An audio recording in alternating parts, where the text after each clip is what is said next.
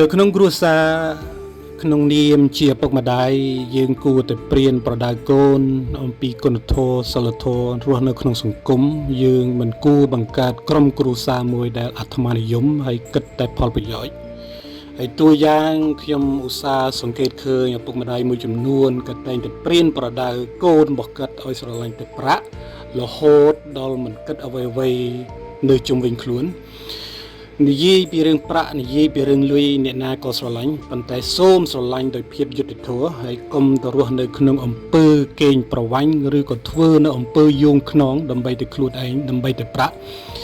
ហើយសង្គមគ្រួសារវាឆ្លុះបញ្ចាំងអំពីផ្នែកគំនិតនៃគ្រួសារមួយហើយគ្រួសារគឺជាផ្នែកមួយនៃសង្គមបើសិនតែយើងសាបព្រោះយ៉ាងម៉េចនៅក្នុងសង្គមជាក់ស្ដែងគឺវាទៅអញ្ចឹងបានតែខ្ញុំតែងតែសង្កេតឃើញថានៅក្នុងបរិបទគ្រួសារមួយបើសិនបើជាខ្ញុំជួបនរណាម្នាក់ខ្ញុំអាចយល់អំពីបរិបទគ្រួសាររបស់គាត់ដូចគ្នា